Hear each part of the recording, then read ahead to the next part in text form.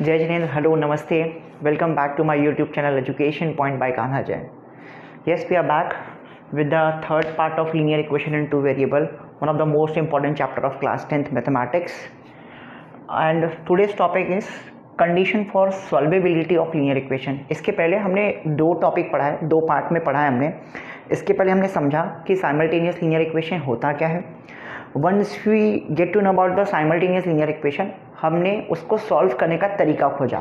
अब तरीके में कैसा आया था, एक्चुअल में अगर देखा जाए तो तीन तरीके थे हमारे पास. पहला था एलिमिनेशन, दूसरा था सब्स्टिट्यूशन और तीसरा है cross multiplication method. But cross multiplication method आपके सिलेबस से रिड्यूस है वो पार्ट, इसलिए हम वो क्रॉस मल्टीप्लिकेशन मेथड वाला पार्ट नहीं देखे हैं. हमने एलिमिनेशन सीखा, हमने सब्स्टिट्यूशन सीखा है. And also simultaneous linear equation को सॉल्व करने के हमने वेराइटीज़ ऑफ क्वेश्चंस देखा कि इस क्वेश्चन में हमें किस तरीके से सॉल्व करना है, इस क्वेश्चन को किस तरीके से अप्रोच करना है. तो अगर आपने भी वीडियो नहीं देखी है पार्ट 1 पार्ट 2 की, तो प्लीज़ जाइए पहले वो पार्ट 1 पार्ट 2 को देखिए, देन आपको ये आगे समझ में आने वाला है. Now today we are dealing with completely a different topic of this linear equation in two variable, and the subtopic is condition for solvability of linear equation. अब ये होता क्या है, condition for solvability. solvability यानी कि वो जो linear equation है वो solve होगा या नहीं होगा, वो किस पे डिपेंडेंट है, तो वो conditions पे डिपेंडेंट है. तो ऐसी conditions के बारे में हमको समझना है जिससे कि हम solvability of linear equation को आसानी से बना पाए. बच्चों इसी टॉपिक में मैं दो टॉपिक ले रहा हूँ. एक तो मैं नॉर्मल वाला ले रहा हूँ, यूनिक सोल्यूशन, इनफाइनाइट सोल्यूशन और नो सोल्यूशन को कैसे बनाते हैं, और उसी यूनिक सोल्यूशन, नो सोल्यूशन और इनफाइनाइट सोल्यूशन का एक ग्राफिकल तरीका भी है ग्राफ प्लेस करने का. तो आप क्लास 9th में ग्राफ बनाए हैं कैसे, एक्स और वाई, जो आपका चैप्टर था कोऑर्डिनेट ज्योमेट्री वाला, उसमें आप एक्स की कोई भी रैंडम वैल्यू लेते थे, वाई निकालते थे, है ना. एक्स और वाई आने के बाद आप ग्राफ प्लेस कर देते थे. बस आपके पास वहाँ पे एक इक्वेशन होती थी. अब यहाँ पे आपके पास दो इक्वेशन होगी क्योंकि साइमल्टेनियस इक्वेशन है. तो एक बार आपको एक इक्वेशन का ग्राफ बनाना है, एक बार एक इक्वेशन का ग्राफ बनाना है, और ग्राफ को देखना है कि वो किस तरीके का नेचर शो कर रहा है. इंटरसेक्टिंग हो रहा है क्या, कोइंसाइड हो रहा है क्या, पैरेलल है क्या. तो अगर आपको ये तीन कंडीशन में से कोई भी एक कंडीशन दिखती है तो आप बता पाओगे कि वो कौन सी कंडीशन को रिलाई कर रहा है. ठीक है, तो मैं आपको डिटेल वाइज एक्सप्लेन करता हूँ कि कैसे क्या होगा. बट हाँ, मैं ग्राफ बना करके नहीं दिखा रहा हूँ आपको, मतलब वैल्यूज़ ले करके. वो बहुत ईजीएस्ट पार्ट है, वो आप कर सकते हैं. चलिए, तो द वेरी फर्स्ट, अब ये कंडीशन ऑफ सॉल्वेबिलिटी है ना बच्चों, ये दो पार्ट में डिवाइडेड है. सबसे पहले एक का नाम है कंसिस्टेंट लीनियर इक्वेशन और एक का नाम है इनकंसिस्टेंट लीनियर इक्वेशन. ठीक है ना. What is consistent and what is linear inconsistent. आपको पहले से पता है कि जो पेयर ऑफ लीनियर इक्वेशन था साइमल्टेनियस वाला, उसका हमने ये स्टैंडर्ड फॉर्म पढ़ा था, a1x plus b1y plus c1 is equals to 0 और a2x plus b2y plus c2 is equals to 0. Pairs है. तो ये simultaneous pair of linear equation कब कंसिस्टेंट होगा और कब इनकंसिस्टेंट होगा, वो इस पर डिपेंड करता है.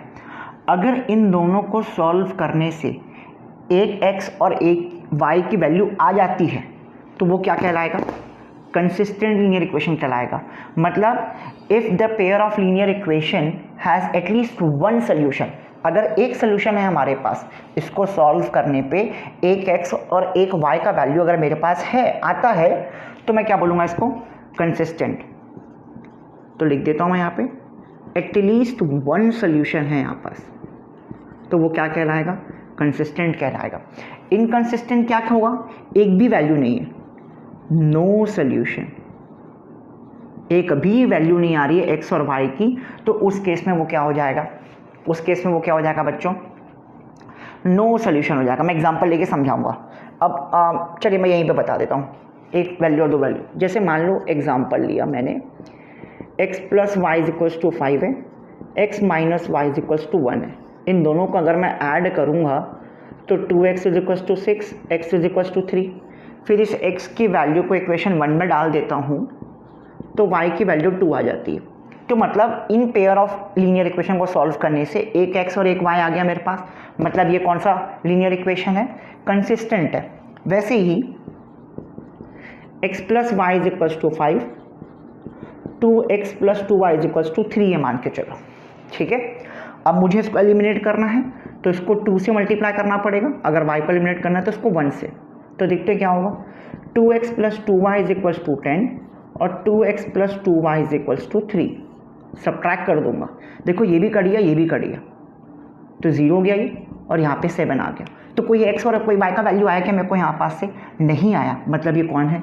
इनकंसिस्टेंट है। यहाँ पे मुझे एक भी सोल्यूशन नहीं मिल रहा है x और y का, इस वजह से ये जो पेयर ऑफ लीनियर इक्वेशन है ये मेरा इनकंसिस्टेंट है बच्चों।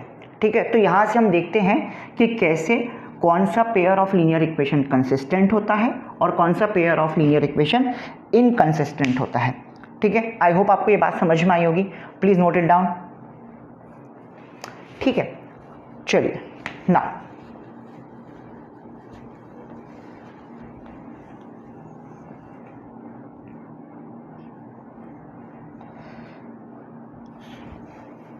चलिए, अब कितने तरीके के कंसिस्टेंट होते हैं तो इसमें सब टॉपिक में आएगा। एक होता है यूनिक सॉल्यूशन और दूसरा होता है बच्चों इनफाइनाइट सॉल्यूशन, कंसिस्टेंट के सब पार्ट्स में। वैसे ही इनकंसिस्टेंट का एक ही लौता सब पार्ट होता है जिसको हम लोग बोलते हैं नो सॉल्यूशन। ठीक है, पूरा लिख देता हूं। अब ये कैसे आया, क्या हुआ? तो कोई भी pair of linear equation unique solution कब होगा? जब ये इस कंडीशन को सेटिस्फाई करेगा। कौन सी कंडीशन को? That a1/a2 should not be equal to b1/b2। ठीक है, उस वाले स्टैंडर्ड फॉर्म से इस तरीके से पहले हमको लिख लेना है स्टैंडर्ड फॉर्म में, फिर a1/a2 और b1/b2 को कंपेयर करके देखना है कि क्या वो इक्वल तो नहीं है। अगर इक्वल नहीं है इसका मतलब वो कौन है? यूनिक सॉल्यूशन है बच्चों। इनफाइनाइट के केस में क्या होगा? a1/a2 will equal to b1/b2 and that should also be equal to c1/c2। ये इसकी कंडीशन है। देखो कंडीशंस लिखा है मैंने यहाँ पे, कंडीशन फॉर सॉल्वेबिलिटी, मतलब कंसिस्टेंस को सॉल्व करने के लिए कौन सी कंडीशन है? एक तो यूनिक की कंडीशन है, एक इनफाइनाइट की कंडीशन है। अब यूनिक में भी क्या कंडीशन है कि a1/a2 should not be equal to b1/b2 and for infinite solution a1/a2 b1/b2 and c1/c2 तीनों के तीनों कैसे होंगे? सेम होंगे। ठीक है, यूनिक सॉल्यूशन का मतलब यहाँ पे आपको एक कॉमन मिलेगा, वन सॉल्यूशन मिलेगा बस यहाँ पे। और यहाँ पे इनफाइनाइट लिखा है, नाम से लिखा है, मतलब बहुत सारे, मैनी। ठीक है, कोई भी चीज़ यूनिक कब होती? जब वो एकलौती होती तब वो यूनिक होती ना, तो दैट इज यूनिक सॉल्यूशन। ठीक है, वैसे ही नो सॉल्यूशन के लिए क्या कंडीशन होगी बच्चों कि a1/a2 जो है वो b1/b2 के बराबर तो आएगा लेकिन c1/c2 के इक्वल नहीं होगा, तभी वो चीज़ क्या होगी? नो सॉल्यूशन होगी बच्चों। ओके, चलिए इतना हमने समझ में ले लिया। अब इतना समझने के बाद मैं आपको ग्राफिकल चीज़ थोड़ी सी समझाने जा रहा हूँ यहाँ पे, इसी के साथ मैं ग्राफिकल लिख रहा हूँ। अगर आपका pair of linear equation unique solution देता है तो हमेशा याद रखना आपके पास ग्राफ कौन सा बनेगा? इंटरसेक्टिंग ग्राफ बनेगा बच्चों, इंटरसेक्टिंग। ऐसा किसी एक पॉइंट पे ये दोनों लीनियर इक्वेशन इंटरसेक्ट होंगे, कॉमन पॉइंट रहेगा दोनों का। इनफाइनाइट कैसा होगा बच्चों? तो कोइंसाइड लाइंस होंगे, यहाँ इंटरसेक्टिंग लाइंस लिखता हूँ और यहाँ पे कोइंसाइड लाइंस होगा। कोइंसाइड का मतलब क्या होगा? ये आपका ग्राफ है। कोइंसाइड मतलब एक ही लाइन में इसी पॉइंट में होगा सारा। ठीक है, अलग से और कहीं पॉइंट नहीं आएगा, मतलब दोनों लीनियर इक्वेशन का एक ही ग्राफ बनेगा। आप अलग अलग पॉइंट्स में निकाल के देख लीजिए, इसी लाइन में ही वो प्लॉट होगा, एक ही लाइन में प्लॉट होगा, अलग अलग नहीं होगा। कोइंसाइड मतलब एक जगह पे कोइंसाइड करना, एक ही पार्ट पे, एक ही लाइन पे कोइंसाइड करना। जब कौन सा सोल्यूशन होगा? इनफाइनाइट सोल्यूशन होगा। अब नो सोल्यूशन के लिए कौन सा ग्राफ बनेगा बच्चों? तो पैरेलल लाइंस का ग्राफ बनेगा। ऐसा है ग्राफ, एक ऐसा है तो एक ऐसा है। ठीक है, ये इक्वेशन 1 का ग्राफ, ये इक्वेशन 2 का ग्राफ, लाइन 1 लाइन 2। वैसे इंटरसेक्टिंग में भी ऐसा ही होगा। ठीक है, ये लाइन 1 हो गया, ये लाइन 2 हो गया, और इसी में ही लाइन 1 है और इसी में ही लाइन 2 है। ठीक है, ये x, ये y, ये x, ये y, ये x, ये y। ठीक है। तो आपको इक्वेशन देख के समझ में आ जाएगा। अगर आपको ग्राफ प्लॉट करने के लिए बोला है तो आप ग्राफ प्लॉट करने के लिए सबसे पहले क्या करोगे, आप सबसे पहले ये चेक करोगे ना कि भाई ये कौन सा, ये आपको इक्वेशन दिया रहेगा, आप पहले चेक करोगे कि यूनिक सोल्यूशन है, इन्फिनाइट सोल्यूशन है या नो सोल्यूशन है। कैसे चेक करोगे, ये कंडीशंस रख करके चेक कर दोगे। ठीक है, फॉर एन एग्जांपल अभी हमने एग्जांपल लिया था, नो सोल्यूशन का एक एग्जांपल लिया था मैंने, यहाँ पे समझाता हूँ। x plus y is equals to 5 लिखा था, 2x plus 2y is equals to मैं 3 लिखा हूँ। ठीक है, तो ये स्टैंडर्ड फॉर्म में नहीं है अभी, तो क्या करूँगा, 5 और 3 को इधर ले आऊँ, क्योंकि a1x b1y plus c1 is equals to 0 इस तरीके से लिखना है। चलिए, तो मैं इसको इधर ले आऊँगा, तो -5 इज इक्वल्स टू 0 और ये -3 इज इक्वल्स टू 0। अब ये स्टैंडर्ड फॉर्म में है। अगर मैं इस इक्वेशन को इससे कंपैरिजन करता हूँ तो मुझे a1 का वैल्यू 1, a2 का वैल्यू 2, b1 का वैल्यू 1, b2 का वैल्यू 2, c1 का वैल्यू -5 और c2 का वैल्यू -3 दिखता है बराबर। तो देखो a1 अपॉन a2 कंडीशन क्या है, a1 upon a2 equal to b1 upon b2 not equal to c1 upon c2। तो देखो 1/2 a1 अपॉन a2 इक्वल है again 1/2 b1 upon b2, but ये इक्वल किसके नहीं है, देखो आपको कंडीशन दिख गई। तो आपने बस ये कंपैरेटिव करके ए बी और सी की वैल्यू को कंपेयर करके देखा, आपको समझ में आ गया भैया ये नो सोल्यूशन होने वाला है। तो अब नो सोल्यूशन होने वाला है मतलब ग्राफ कैसा बनेगा बच्चों, पैरेलल लाइन बनेगा। ठीक है, एमसीक्यूज में बहुत सारे क्वेश्चन ऐसे पूछता है, एक इक्वेशन का बताओ क्या है इसका आंसर, पैरेलल बनेगा, इंटरसेक्टिंग बनेगा, कोइंसाइड बनेगा, कैसे बताओगे, 2 मिनट में बस आप ये सब काम करोगे और कर लोगे, आपको पूरा सॉल्व करने की ज़रूरत नहीं है। ठीक है, तो आपने इस तरीके से देखा, ये काम हो गया आपका। तो बिल्कुल इस तरीके से ही हमको क्या करना है, पता लगाना है कि जो given pair of linear equation दिया है वो यूनिक है, वो इन्फिनाइट है या फिर वो नो सॉल्यूशन है। ठीक है, और कंडीशंस कैसे देखते हैं वो आपको पता लग गया है। तो प्लीज़ ग्राफिकल तरीके से भी आपको पता लग गया है, इंटरसेक्टिंग क्या होता है, कोइंसाइड क्या होता है, पैरेलल क्या होता है। देखता हूँ मैं एक क्वेश्चन यूनिक का उठाता हूँ, एक का इन्फिनाइट का उठाता हूँ और एक का मैं नो सॉल्यूशन का उठाता हूँ। अगर मेरे पास स्पेस रहा तो मैं आपको ग्राफिकल तरीके से भी यहाँ पे समझा दूंगा। ठीक है, do not take tension out it, but पहले आप प्लीज़ इसको अच्छे से नोट डाउन करिए, ये कंडीशंस आप अच्छे से लिखिए, देन फिर आगे बढ़ते हैं हम लोग नए क्वेश्चंस की तरफ। Till then please pause the video, note it down.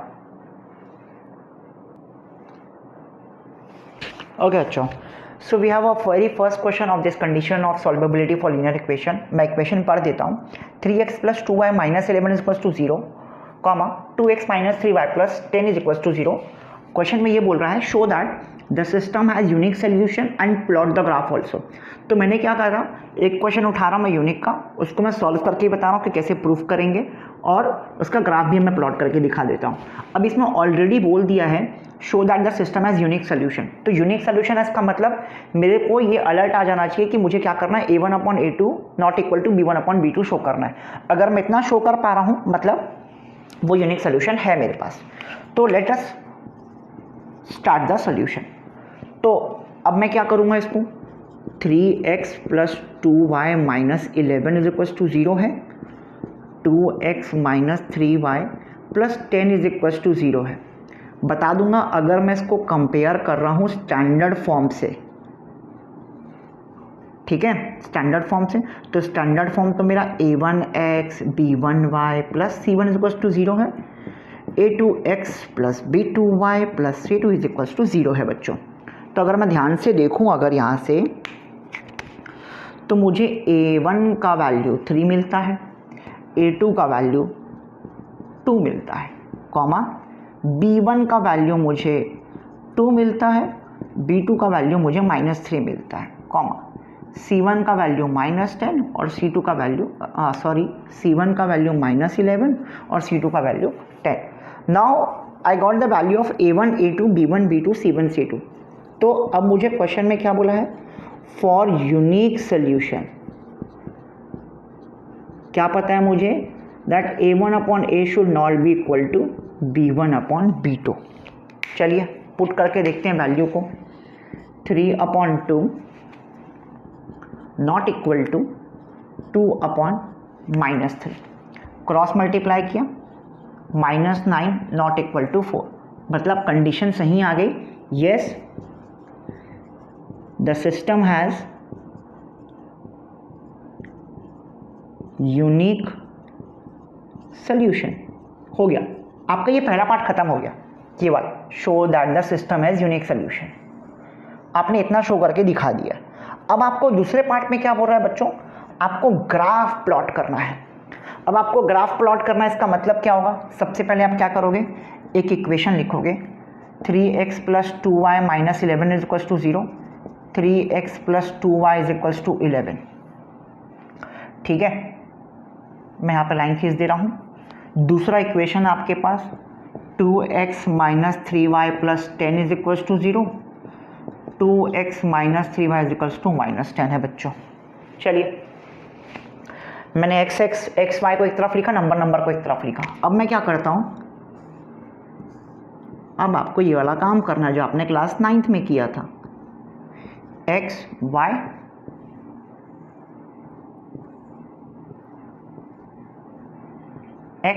y, चलिए 3 वैल्यू काफ़ी है, 2 से काम नहीं बनेगा बच्चों, 3 वैल्यू मिनिमम आपके पास होनी चाहिए। 3 वैल्यू है, आप आराम से ग्राफ प्लॉट कर सकते हैं। ठीक है, चलिए अब x की कोई भी वैल्यू रखते जाइए वहाँ पास, और क्या करना है हमको, y निकालते जाना। चलिए अगर मैं इस इक्वेशन में x की जगह अगर मैं 1 रखता हूँ, 3 × 1 = 3, 3 उधर जाके माइनस होगा, 11 - 3 8 आया, 2y = 8, तो y = 4 बराबर। तो एक आ गया मेरे पास 1 4। चेक करो क्या 1 और 4 यहाँ पे भी एग्जिस्ट करता है क्या, x की जगह पे 1 डाल के देखता हूँ, 2x 2 हो जाएगा। ठीक है, 2 × 1 = 2, उधर जा करके -2 हो जाएगा, तो -10 - 2 -12 हो जाएगा, -3y = -12, माइनस कैंसिल, y = 4। अरे वाह, आ गया ये भी देखो 1 4। ठीक है, मतलब देखो यूनिक सोल्यूशन में मैंने आपको क्या बोला था, एटलीस्ट एक सोल्यूशन आएगा। मतलब ये 1 4, यहाँ पे 1 4 क्या बता रहा है, जब आप ग्राफ बनाओगे ना तो इनका इंटरसेक्टिंग पॉइंट कौन सा होगा, 1 और 4 पे इंटरसेक्ट करेगा ग्राफ। चेक करके देखेंगे अभी। चलिए दूसरा देखते हैं अगर कुछ हो पा रहा है क्या। हाँ, x की वैल्यू अगर मैं 3 डालता हूँ, 3 3 = 9, 11 - 9 2y = 8, तो ये आ गया 1। ठीक है, और चेक करते हैं हम लोग इसको। ओके, अगर मैं y 0 रखता हूँ, तो अगर मैं y की जगह 0 डाल देता हूँ, ये पूरा खत्म हो जाएगा, 2x = -10, ये आ गया -5। चलिए अब x की एक वैल्यू और मुझे देखनी है, x की जगह मैं डाल देता हूँ 15 5। x की जगह अगर मैं 5 डालता हूँ, 5 3 = 15, 11 - 15 -4, तो y की जगह पे -2 आ गया। ठीक है, उधर चेक करते हैं हम लोग। x की जगह मैं डाल देता हूँ 4 2 = 8, x की जगह डालता हूँ मैं 4 2 = 8 बच्चों, 8 उधर जा करके -8 हो जाएगा, -10 और -8 -18, माइनस कैंसल, 6 आ गया। Now you got the value of x y. अब आपको क्या करना है, एक ही ग्राफ बनाना है, अलग अलग ग्राफ नहीं बनाना है, एक ही ग्राफ बनाना है। चलिए ये थोड़ा सा ज़्यादा हो गया, यहाँ से बनाता हूँ। ठीक है, आई होप आपको ये दिख रहा होगा।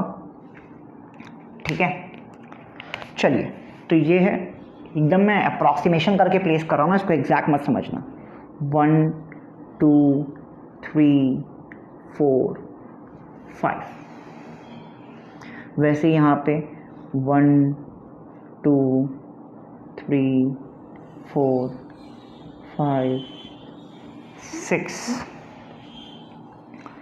और यहाँ पे -1 -3 -4, यहाँ पे भी -1 -2 -3 -4। चलिए बच्चों प्लेस करते हैं हमारा पहला ग्राफ। पहले एक को प्लेस करना है, ऐसा नहीं अलग अलग, पहले इस लाइन को प्लेस करते हैं। 1 4, ये आपका x है, ये आपका y है, ये आपका x डैश है, ये आपका y डैश है। एक बार मैं देखता हूँ कैमरे में वो नीचे दिख रहा है या नहीं दिख रहा है। हाँ दिख रहा है, दिख रहा है, दिख रहा है। चलिए तो x1 y4 यहाँ पे आएगा पहला पॉइंट, मैंने मार्क कर दिया। x3 y1 x3 y1 ये कहीं अंदाजन से यहाँ पे, और x5 है y -2 है, x5 है y -2 है यहाँ कहीं पास। चलो देखो ये तीनों आ गया, तो आप देख पा रहे होंगे कि ये तीनों एक लाइन में आ रहे हैं। चलिए मैं इसको ज्वाइन कर देता हूँ, डैश डैश डैश से कर रहा हूँ, ठीक है। ये वाला हो गया और ये वाला हो गया, तो ये ज्वाइन हो गया। जब भी आप ज्वाइन करते हैं ना बच्चों, यहाँ पे लिख लो, ये 1 4 का कॉलम था, ये 3 1 का है और ये 5 -2 का है, ठीक है। अब दूसरे वाले पे आते हैं, 1 4, तो 1 4 तो यहीं पे रहेगा भाई पहला। दूसरा -5 0, -5 मतलब यहाँ पे आएगा, x -5 है बोला, थोड़ा सा इसको मैं बढ़ा देता हूँ।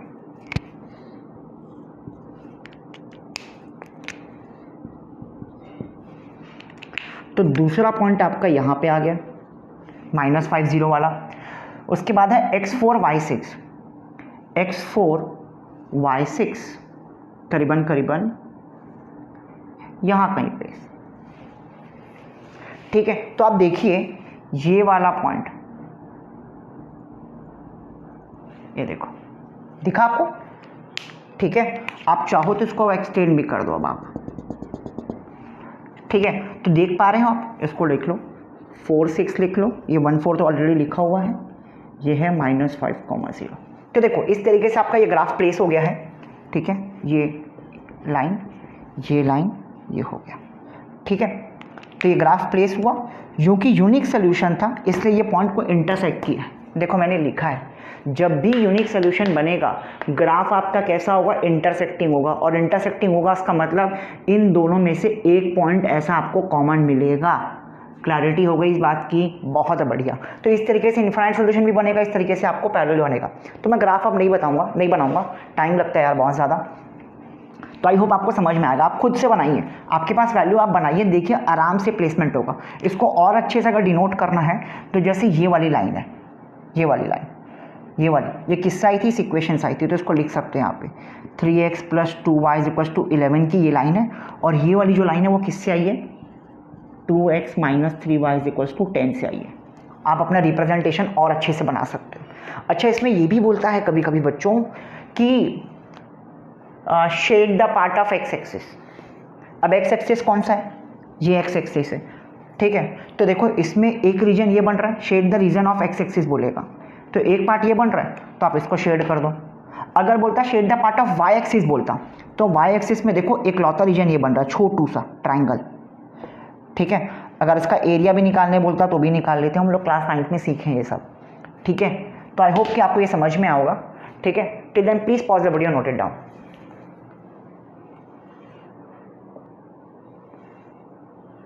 चलिए बच्चों, नया क्वेश्चन आ गया हमारे पास। क्वेश्चन एक बार मैं पढ़ देता हूँ क्या बोलना चाह रहा है।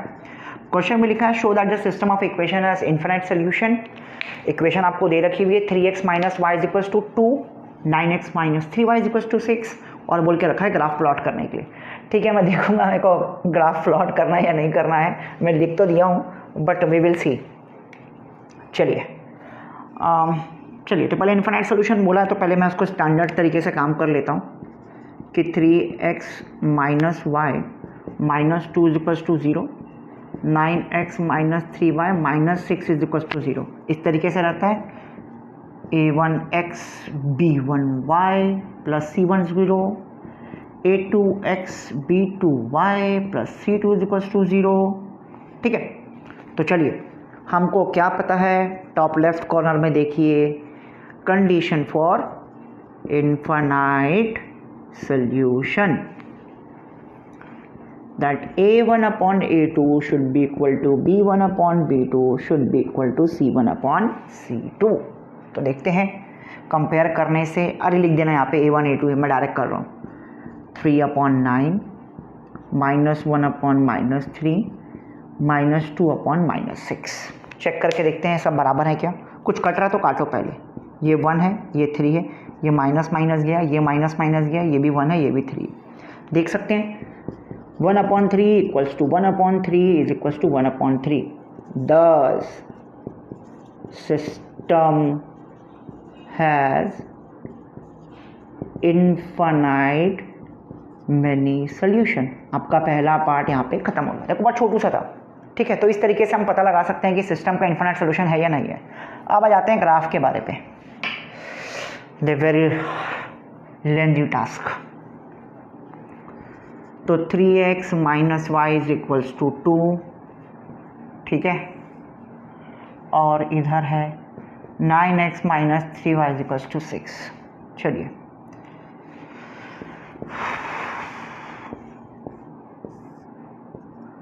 एक्स वाई, अरे यार मैं 2 ही वैल्यू ले रहा हूँ, ठीक है, 3 वैल्यू नहीं ले रहा हूँ, टाइम टेकिंग बहुत ज़्यादा लगता है, ठीक है। आपको 3 वैल्यू लेनी है भैया, मैं पहले ही बता रहा हूँ, ये नहीं कि मैं 2 ले रहा हूँ तो 2, आपको मैं सिर्फ दिखाना चाह रहा हूँ कि कोइंसाइड ग्राफ कैसा होता है, ठीक है। तो ये हो गया, चलिए पुट करते जाते हैं वैल्यू को। अगर मैं x की जगह 0 डाल दूँ, ये पूरा 0 हो गया, minus y is equals to 2, मतलब y की वैल्यू -2। चलिए अगर मैं x की जगह 1 डाल दूँ तो ये 3 उधर जा करके -3 बन जाएगा, 2 माइनस 3 माइनस 1, तो ये y आ जाएगा 1। आएगा नहीं आएगा यार? हाँ आएगा, ठीक है। तो ये 2 हो गया। तीसरा, अब यहाँ पे देखते हैं इसको, अगर मैं x को 0 मान लूँ, y मेरा -2 बच रहा है। अगर मैं y को 0 मान लूँ तो x तो मेरा फ्रैक्शन में आ जाएगा, नहीं है। अगर y मेरा 1 है, x भी मेरा क्या आया, देखो यहाँ पे 1 आ रहा है, y की जगह 1 डाला, 3 3 1 जा 3, -2 उधर जा करके +3, 9 9 कर गया, x की वैल्यू 1 आ गई। देखो लगभग देखो दिख रहा है, किस्मत अच्छी है हमारी इस क्वेश्चन की कि दोनों वैल्यू हमको सेम मिली है।